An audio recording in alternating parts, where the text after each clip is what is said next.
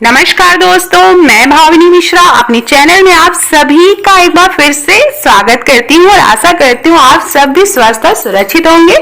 सबसे पहले आप सभी को वट सावित्री व्रत की बहुत बहुत शुभकामनाएं। इस वीडियो में मैं आपसे शेयर करने जा रही हूँ पूजा विधि मैं करके दिखाऊंगी, तो वीडियो के साथ एंड तक बनी रहिएगा। तो चलिए शुरू करते हैं। तो इन सारी सामग्रियों की जरूरत पड़ती है पूजा के लिए, तो ये सारी अगर हम तैयारी करके रखेंगे तो अगर आप बरगद के वृक्ष में भी पूजा करने जा रहे हैं तो ये सारी तैयारियां करके रखेंगे तो बहुत ही आसान हो जाता है। अपने गणेश और गौरी माता जरूर ले जाइए वहां पूजा करने के लिए। घर में आप पूजा करते हैं तो और भी ज्यादा आसान है। एक गमले में आप इस बरगद का वृक्ष लगा लेते हैं और उसके बाद हम संपूर्ण पूजा करते हैं।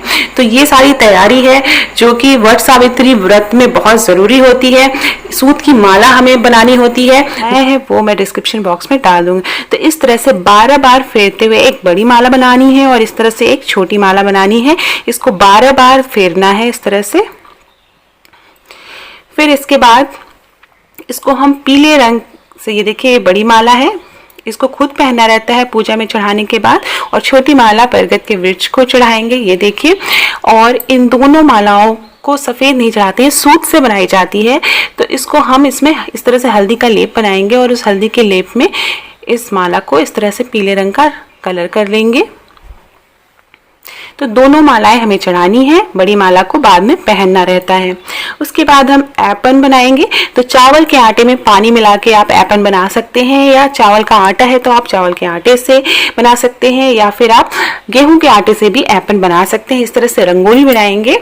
अष्टदल कमल बनाया है मैंने और सिंपल सी रंगोली बनाई है। आप कोई भी डिजाइन बना सकते हैं।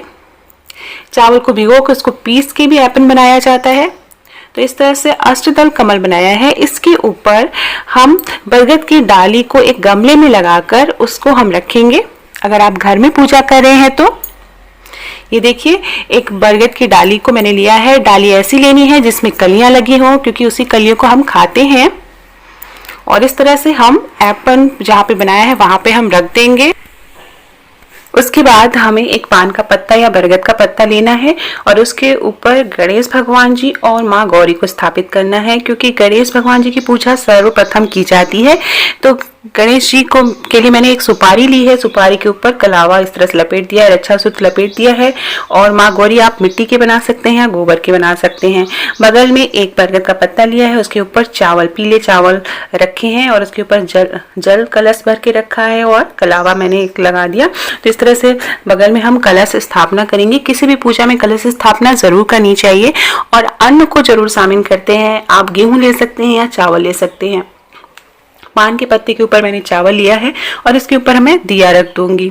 बहुत से लोग सावित्री, सत्यवान, ब्रह्मा जी और सरस्वती माँ की भी पूजा करते हैं, तो उनकी भी मूर्तियां यहाँ पे बरगद के वृक्ष के पास स्थापित करते हैं मिट्टी की बना के।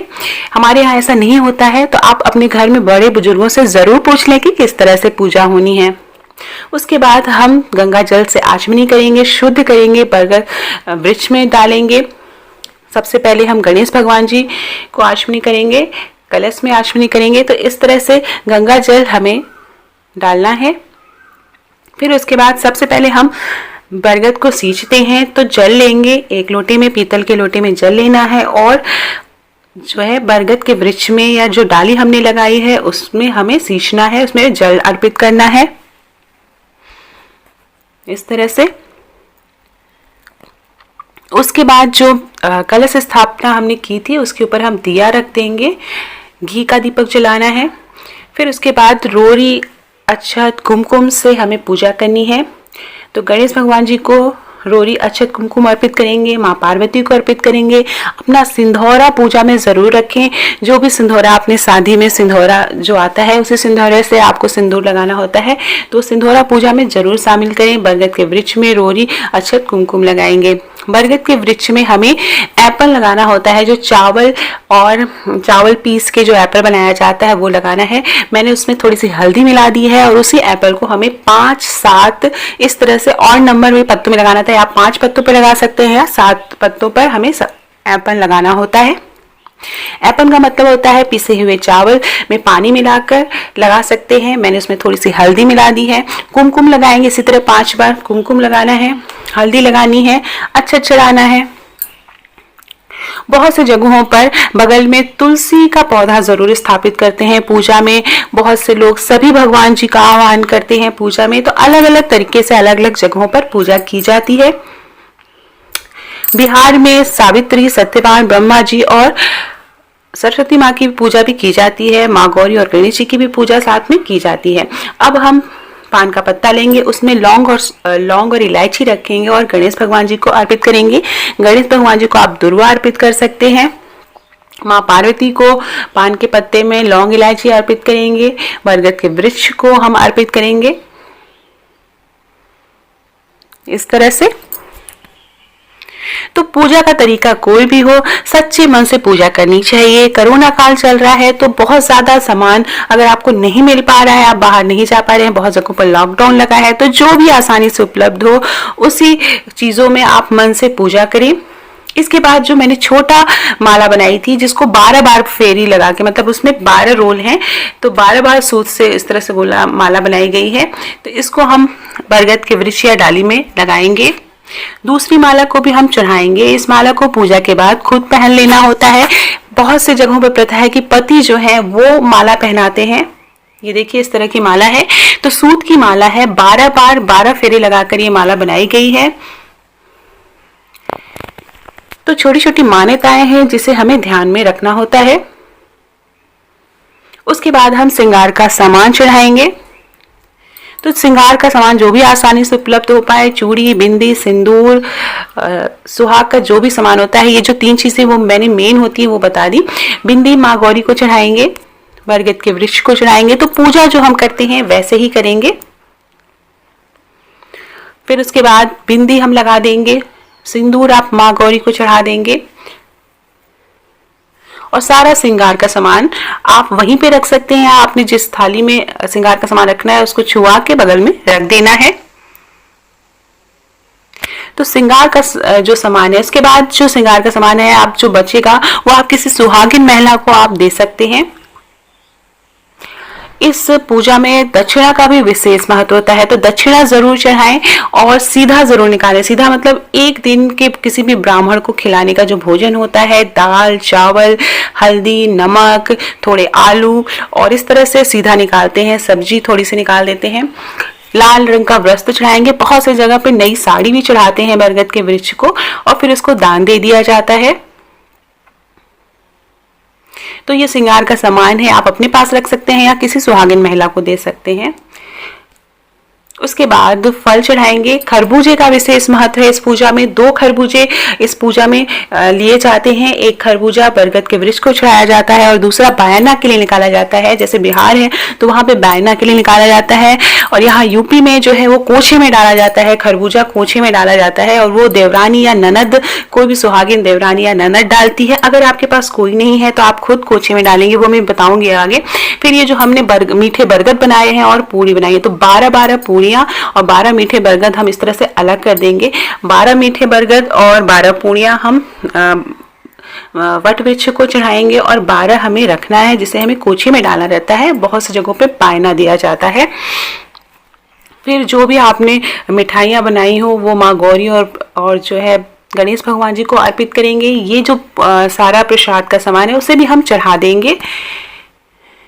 फिर ये बरगद की 2 पत्तियां ली हैं, उससे गहना या आभूषण बनाया जाता है जिसको पहना जाता है। आप चाहे तो गले की माला बना सकते हैं या बाल में लगाने का कुछ जूड़ा पिन टाइप बना सकते हैं। तो मैंने इस तरह से ये देखिए 2 पत्तियां ली हैं, इसको मोड़ के इस तरह से सूत से लपेट दिया है और इसको चढ़ा देंगे और पूजा के बाद इसे भी पहनना रहता है जैसे कि हम माला पहनेंगे। ये देखिए इस तरह से। तो सारी चीजें भगवान को अर्पित करनी है। 2 खरबूजे अर्पित करने हैं जिसमें से एक खरबूजा आप जो है बायना के लिए निकालते हैं। इसके बाद हम 12 चने लेंगे। 12 चने इस तरह से गिन के लेने हैं। भिगोए हुए चने हमें रखने हैं। इस 12 चनों से हमें फेरी देनी होती है। अभी उसके बाद ये बेत का जो पंखा है इसका भी पूजा में बहुत महत्व होता है। इस पे भी एप्पल लगाया जाता है, हल्दी से मिला हुआ एप्पल है और मैंने एक स्वस्तिक बना दिया है। बहुत से लोग इसी पंखे पर खरबूजा और फल फूल रख के बरगद वृक्ष को चढ़ाते हैं और बाद में चूंकि बरगद वृक्ष वट वृक्ष की सेवा करनी होती है तो इस तरह से पंखा हाँकने की प्रथा है पूजा के बाद। उसके बाद 11 चने और एक कली जो कि बरगद की कली है उसको निगला जाता है पूजा के बाद। तो इसको हम अलग से रख लेंगे जब पूजा समाप्त हो जाएगी या जब पारण किया जाता है तो इस तरह से इसे खाना होता है। 11 चने और एक कली, अगर कली नहीं मिल पा रही है बरगद की तो 12 चने निगलने होते हैं। उसके बाद हम 12 चने और अलग से मैंने लिए हैं और उससे 12 बार फेरी देते हैं। इस तरह से एक एक चना डालते जाएंगे और फेरी देते जाएंगे। जब भी फेरी दे रहे हो तो हमें बोलना नहीं चाहिए। चने की फेरी देने के बाद 12 बार सूत से फेरी देनी होती है। सूत में कहीं भी गांठ नहीं लगानी होती है इस तरह से, और जो बच जाए सूत उसको वहीं पे ऐसे छोड़ देना होता है, तोड़ना नहीं होता है। तो इस बात का हमें विशेष ध्यान देना है। फिर फेरी देने के बाद हम कथा सुनेंगे। सावित्री वट कथा है, सावित्री और सत्यवान की जो कथा है वो सुनी जाती है। और उसके बाद धूप बत्ती जलाएंगे और आरती करेंगे। गणेश भगवान जी की आरती करेंगे, माँ गौरी की आरती करेंगे और जो व्रत कथा में जो पुस्तक में लिखा है आरती वो भी कर सकते हैं। उसके बाद आरती लेंगे, आरती घर के सदस्यों को देंगे और उसके बाद हाथ जोड़ के क्षमा प्रार्थना करेंगे कि पूजा में हमसे कोई भी भूल चूक हुई हो तो भगवान हमें माफ करना, हम सबका सौभाग्य अखंड करना, सदा सुहागिन रखना, और इस तरह की कामना करते हुए हमें पूजा समाप्त करनी है। उसके बाद जो भी श्रृंगार का आपने सामान चढ़ाया है उसमें से सुहाग का सामान आप पहन सकते हैं। सुहाग लेंगे तो जो भी बिंदी आपने चाहे उसमें से एक बिंदी आप लगा लीजिए, जो चूड़ियाँ चाहे उसमें से एक एक चूड़ियाँ आप हाथों में पहन लीजिए और जो सिंदूर माँ गौरी को चढ़ाया है उससे आप सुहाग ले लीजिए। उसके बाद घर के जो बुजुर्ग हैं या सास हैं उनका पैर छू के आशीर्वाद लेना चाहिए। बहुत से जगह पर बायना देने की प्रथा है, तो जैसे बहुत सारे लोग मिलकर अगर पूजा कर रहे होते हैं तो वो एक दूसरे को बायना दे देते हैं। और इसके बाद जो 12 पूरी और 12 मीठे बरगद हैं उनको कोछे में डालना होता है। तो अगर आप अकेले पूजा कर रहे हैं तो वो आप अपने आप ही थाली में डाल लें, या फिर आपके पति पूजा में शामिल हैं तो आप उनसे डलवा लें। उसके अलावा जो है ये देखिए इस तरह से, और ये जो मीठे बरगद हैं और पूड़ियाँ हैं वो खुद ही खाने होते हैं, तो आपको और आपके पति को मिलके खाने होते हैं। उसके बाद पति की पूजा करने का भी बहुत जगह पर प्रचलन है, तो एक माला जो है पहना के पति की पूजा करके उन्हें भी पंखा हाँकते हैं यही बेद से। तो इस तरह की प्रथा है, अगर आप बड़े बुजुर्गों से पूछ लें ये प्रथा हो तो आप इसे ज़रूर फॉलो करें। तो ये थी संपूर्ण पूजा विधि। तो इस तरह से वट सावित्री व्रत की पूजा की जाती है। अलग अलग जगह अलग अलग मान्यताएं हैं। बिहार में स्पेशली 5 मीठे बरगद और 5 पूड़ियाँ चढ़ाई जाती हैं, लेकिन इधर यूपी में 12 पूड़ियाँ और 12 जो है फेरे लगाए जाते हैं। तो कंफ्यूज मत होइएगा, आप अपने घर के बड़े बुजुर्गों से ज़रूर पूछिएगा कि कैसे पूजा करनी है। वीडियो पसंद आए तो प्लीज़ दोस्तों के बीच में शेयर करना ना भूलिएगा। कमेंट बॉक्स में जय माता दी ज़रूर लिखिएगा, और पसंद आए तो लाइक कमेंट पे ज़रूर क्लिक करिए और मेरे चैनल को प्लीज़ सब्सक्राइब कर लीजिए। ऐसे ही अच्छी अच्छी वीडियो बनाने की मैं कोशिश करूँगी।